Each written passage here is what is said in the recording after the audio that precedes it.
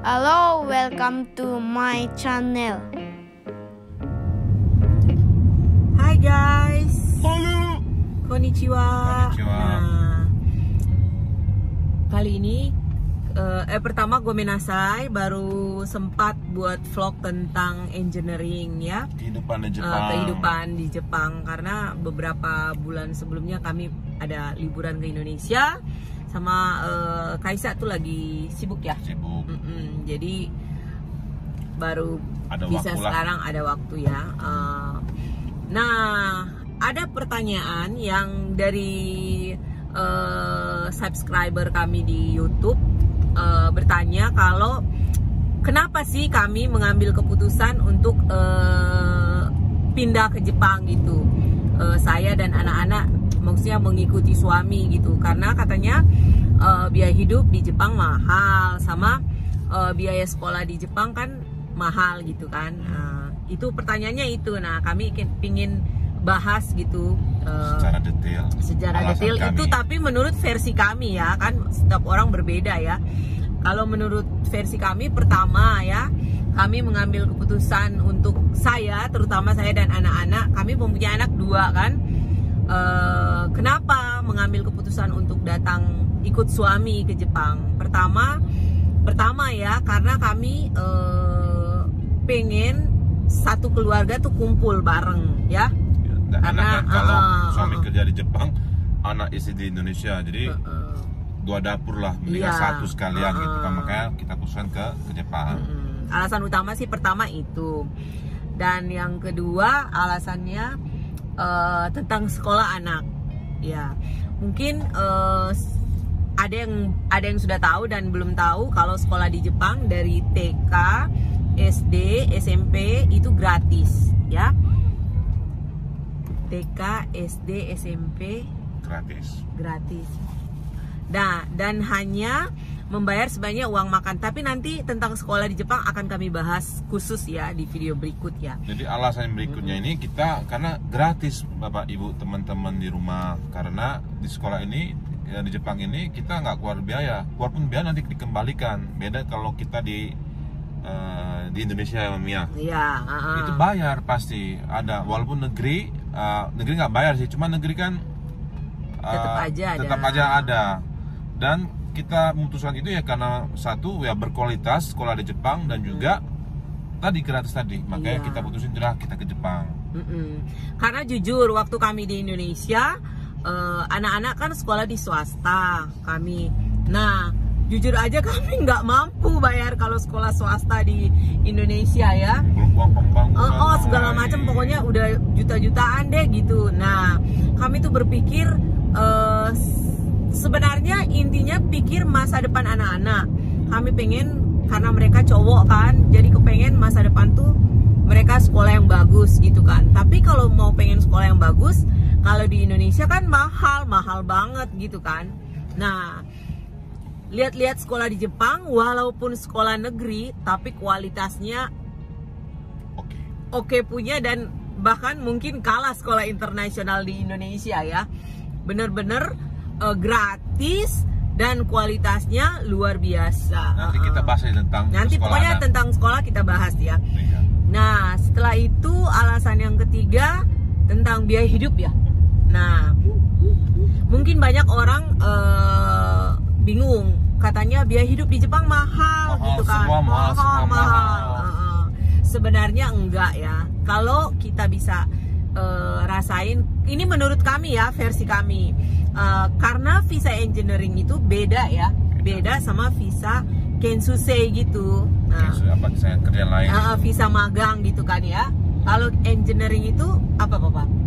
Kalau ini sempat dibahas kemarin kan tentang engineering, sambil nyetir ya Bapak Ibu, mungkin nanti saya lihat ke jalan. Jadi visa engineering itu sudah sama kayak orang Jepang. Jadi kita tuh punya status dan juga hak yang sama. Jadi kita ada kenaikan gaji setiap tahunnya, terus ada karir. Ini yang paling penting, karir itu dilirik.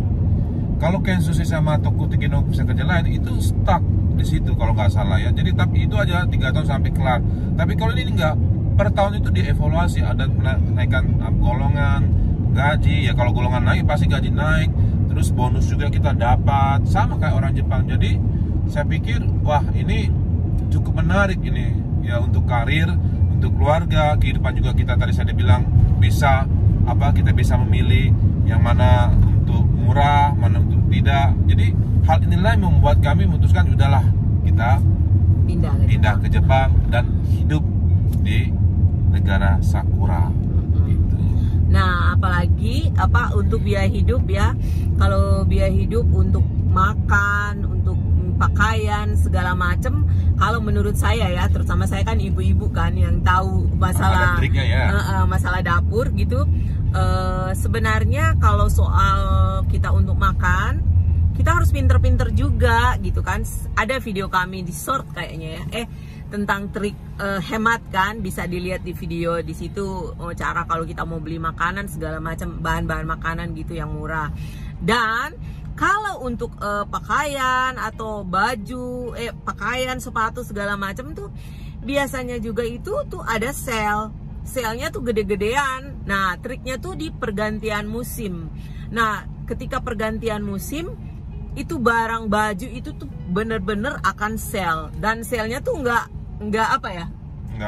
bohong lah, nggak kaleng-kaleng gitu kan. Contohnya kalau ini kan musim semi kan ya, nanti mau musim panas, baju musim semi sekarang ini musim dingin ya, mendingin ya.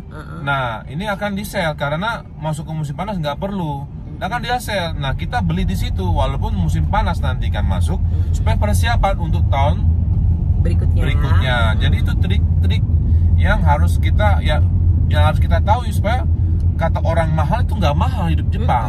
Belum lagi kita belanja untuk kebutuhan sehari-hari, itu juga ada trik. Kita bisa milih jam tertentu gitu, untuk kita bisa dapat diskon besar-besaran, hanggaku bahkan 70. Jadi ini betul-betul setelah kita jalani, wah sudah tepat di pilihan kita hidup di negara Sakura ini. Karena kami kemarin barusan kan pulang ke Indonesia bulan Desember kemarin, kami tuh sempat ke toko, ke mall gitu beli baju. Lihat, bener-bener ini bukan bohong-bohong, bener-bener harga tuh pakaian di mana di Indonesia tuh mahal-mahal beneran. Terus sale-nya 70% kan beda gitu. Kita tuh lihat 70% nggak sesuai gitu. Kalau di sini kalau 70% ya bener-bener 70% gitu.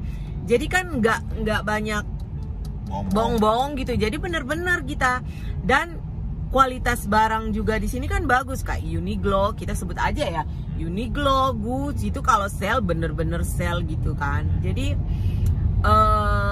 nggak usah khawatir gitu kan kalau ngambil keputusan mau stay di Jepang, karena satu hal Bapak Ibu, kalau kita sudah yakin dan sudah kita kumulin, pasti akan cukup, pasti. Tinggal kita begitu kita ada di sini, kita akan lihat sela-sela dan hal-hal yang bisa membuat kita bisa ya meredus pemakaian keuangan. Itu sih itu ya. Iya.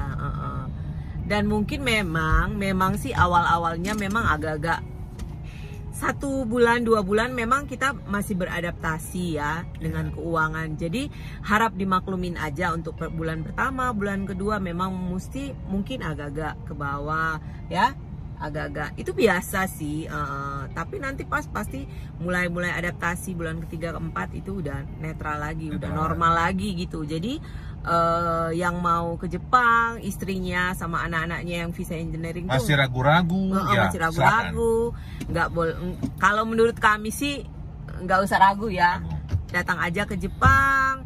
Karena mumpung ada kesempatan ya, banyak orang yang kepengen kan datang kan, kalau udah punya visa kan kumpul sama keluarga mungkin ya. Kalau menurut kami ya lebih baik gitu ya, setidaknya kan bisa sama-sama suami lebih semangat kali ya kerja ya, pulang ada anak, ada istri gitu ya. Kalau itu menurut versi kami ada ya. Gitu kata suami, ada yang masakin kan, kasihan pulang kalau mau suami sudah capek terus mau masak lagi ya. Itu menurut versi kami ya, mungkin setiap orang berbeda ya. Itu aja sih, mungkin nanti kami akan buat video khusus sekolah di Jepang anak-anak. Kenapa? Apakah anak yang pokoknya tentang sekolah deh gitu ya. Semoga video ini bisa bermanfaat buat teman-teman semua yang masih bingung ya. Iya. Ya, jangan lupa like, komen, dan subscribe. Dan terus pantau channel kami. Semoga memberkati teman-teman yang mau ke Jepang. Bye-bye.